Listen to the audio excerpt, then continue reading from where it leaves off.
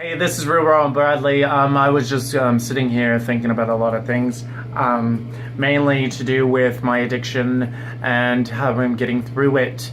The last 2 weeks have been really, really hard, getting through with a lot of things that have kind of gone sideways in my head, that I'm working through. I'm still hearing yelling in my ears, and voices, which is hard on a day-to-day basis to get through. I've kind of contemplated on joining the arts program that the University of Colorado has implemented or established into the substance abuse counseling arena, and just deciding if I should do that. Tomorrow's going to be hard for the fact I'm dropping my classes.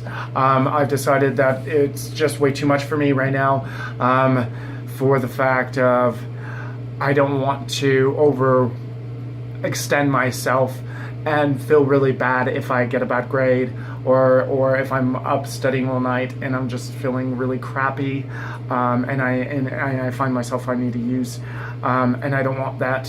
Tomorrow night I'm gonna push forward and do CMA. I think that's really, really vital. I was looking at doing an NA and a CMA in a wrong light. I was looking at it more of the fact of, I don't want to do the 12-step. I don't want to do that. I'm not ready for that type of a deal. I don't want to hear those stories. But I think part of me is scared for change. I know that's for one. Scared for change. Two, feeling weak and vulnerable. Three, I already know how to work it and I know how to keep sober. But four, there's a big thing called I'm not really that good up here, meaning how does people get over their voices? How do people get over their talking in their head that have just totally destroyed my character, totally destroyed who I am inside, to be making up lies about me over and over of who I am and what I'm about, and just putting that in the air. That's what kills me the most. Right now I'm having kind of an anxiety attack, which I don't like, just because I'm talking about this stuff. Tuesday I have an appointment with a therapist over at CAP, Colorado AIDS Project, that I'm going to be getting an intake appointment for. And then October 17th I have a psych eval with Mary Ann Dooley over at the Denver Health. So I'm trying to keep myself up.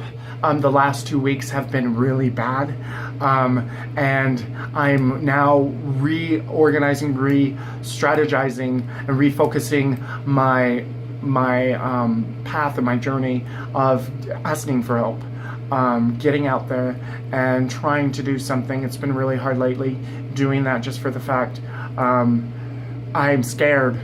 I've been really, really scared of other people, of what they're thinking and seeing it. I'm really scared that I might be borderline schizophrenic.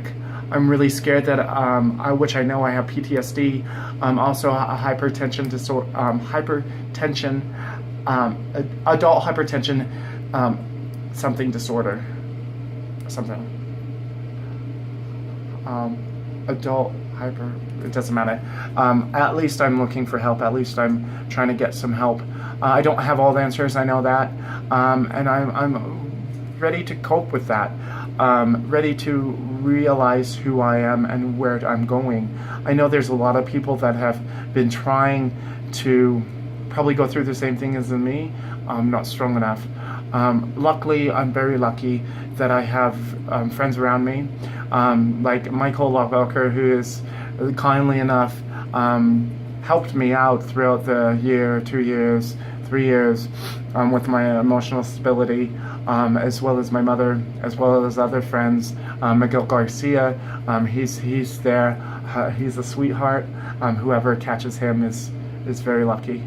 And other people that I can't talk to because of an order, and it happens. Orders are there for a reason, and I have to man up to that. I have to man up to the fact that I was an addict. I am an addict, and I was a user. I was somebody that just went around and didn't rightfully cope with it, didn't express himself properly, and used his words but didn't express the words properly to really ask the questions and move on, instead of bottling up the things he felt inside and then try to say the right answers. So, I'm not a very aggressive person anymore. I'm not a very violent person. Anybody that knows me knows that. I just have a problem. I have an addiction that I'm trying to get through. If you guys do have any questions about my addiction, please do ask. I'm brutally honest about it. I'm very, very vulnerable right now just because I have a court case coming up on September 19th, and it has lessened my way to get through my addiction, because of the fact I can't express myself without thinking a DA is going to go, oh, boop, get him, or boop, get him. It's not right for somebody to do that, and that's how I feel, especially when I have to be getting some closure through a relationship and trying to get through that, because I can't talk to him, I can't do that, I can't do this, I can't do this, I can't do that, and that's not good for someone with an addiction. That's not good with someone that's trying to move on. That's not good for any of it, and I hope that DA is not doing that. I'm just assuming, so if the DA does look at this, you have my number. So I'm not trying to be a smart ass, and now I feel that I'm trying to be someone that's trying to move on from a really bad catastrophic event in my life, because it's two separation from one person, two people, a community, and that's how I feel. That's how I feel every day, that everybody needs to start looking at each other again, and really analyzing what's going on, what's fair, instead of just rolling over like I did. I should have never rolled over and pled guilty, because I knew I had an addiction, and probation is not a way to get through an addiction. It's just a helping guide point. And that's how I looked at it. And this is now fireballed into something else that has hindered me in my sobriety. For one thing, it's kept me in the state initially. So my brain went boop. Third, I have a thing around my ankle and the person doesn't even live here. Fourth, it's me. And I should have just fought for my right. I should have fought for something that was said that wasn't supposed to fireball out of storm like that. And I understand where a lot of things come from, as far as, what I've done in the past, and I regret it. That I've moved on and amended it. That I've turned something into something great from a relapse, and really has turned into something beautiful, as long as I can work on it more forward. And some people may look at this blog and go, oh my God, he's high. There's one thing that I've learned through all of this. If I'm high, I'm underneath a bed. If I'm high, I can't leave the house. If I'm high, it's not good. It's a horrible thing. So, if I was high, I wouldn't have just went to the gym. If I was high, I wouldn't be taking any video of myself. And if I was high, I wouldn't feel this kind of in myself. I'm saying too much. And that's okay. If me saying too much gets me in trouble, that sucks. Because I'm trying to move on. And I've already delved into the, I'm a stupid son of a bitch. I've said a lot of things in the past. Written a lot of things on paper. Really embarrassed about a lot of things in me. But I've amended all of that. I've gone through so many things in my head. I've gone through here and there. That it should have killed me. A lot of things should have killed me. So if the other thing, like the 60 days of jail that's lingering over in my head on September 19th, has to go into play, then you're missing out on a great person that's trying to change the world. You're missing on somebody that wants to raise $7 million for schools and a library. You're missing out on someone that wants to raise money for the entire civilization, raise money for each charity. I haven't done it yet because of one fact. I'm scared that people won't donate. I'm scared that people will call me retarded. And I'm scared of myself, of failure. I'm scared of getting rejected. I'm scared of all that. But I'm not scared of somebody calling me an evil asshole, because I can tell it to their fucking face that they're lying. I'm not one of those. And this is what gets repeated in my face. I'm not. And in my face meaning. And that's what sucks. A lot of these things hurt. A lot of these things I get through. And a lot of things I'm mending. And that's what has to happen.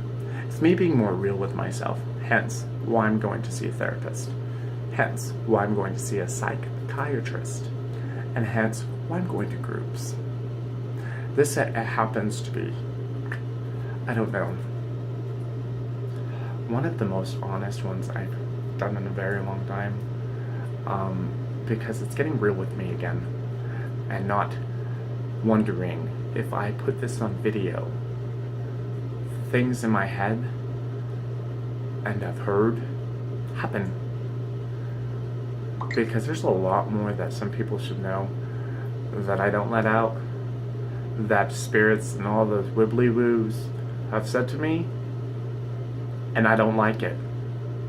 Like, you shouldn't take video because of one fact. We'll kill your family. You shouldn't take video because your friends will go away. You shouldn't get on Facebook because of that fact. You shouldn't get on anything because you bring in people that they will ultimately die from what? Us. Who's us? I don't know. Because that's why I'm scared. And that's why I don't talk about inner stuff. So if there's anybody out there that's going through this, please hit me up. Because if I'm just going a little cuckoo, so be it. I'm just trying to make some green, give some go, and make a field of strawberries forever. It's really weird because I'm sober and I'm talking about this again. And that's a fabulous thing. Because I'm sober and I'm realizing what I said wasn't so retarded. What I said wasn't so crazy. What I said was great. That there are people out there hurting. There are people out there just, and I'm not there for them. Because I'm still here in my bathroom, in my hotel, after a gym workout. I'm trying to refocus on things, and I'm feeling like I'm going to get hurt because of this now. But that's okay. Because I'd rather get hurt myself than anybody else in the world. If I could voice this and no one else got hurt, I would be lovely. It would be lovely. I would be very happy. Just for the fact, I don't care too much about me if I can voice the truth. And if that helps other people move, then so be it. So it's a beautiful day. I got really serious. I normally don't. Hopefully this sounds a little weird and cuckoo. That's what it's meant to do. It's meant to make people look at the world again and say, look at this cuckoo guy and look what he can do. I'm going to be starting to do the true moving me. Because then, as my board says, I had it wrote down on a whiteboard, me, then moving family, communities, or something like that. It doesn't really matter. Because I want to move me first, make sure I'm okay, and then start my business. And if it doesn't happen, at least I dreamed about it. But I need to start working. I need to start refocusing and getting everything cleared as far as me dropping my classes, going to do the withdrawal. Withdrawal from classes. Going to psych appointment on Tuesday, then another psych. I have a doctor's appointment on the 27th. Making sure that court goes very well on the 19th, as I hope it does. So everybody wish me luck. But most of all, please text me. Please email me. And just bring some gold and give me some frankincense. So here's to you. Numbers 303-960-0900. Again, 313-960-0900. Again, 313-960-0900.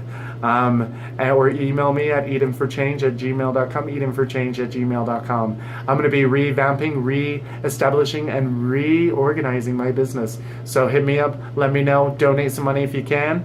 It's always great to put in your 2 cents, so definitely do.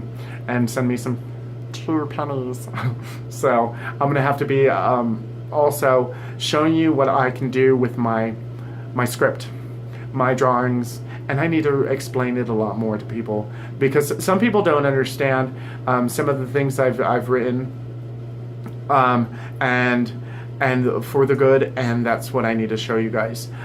Just because of the fact it could be confusing for me. It's really easy to look at, but then once you get it, you smile and giggle. So hit me up, let me know. This is Bradley with Woo Woo Eden for Change. Take care. Bye-bye.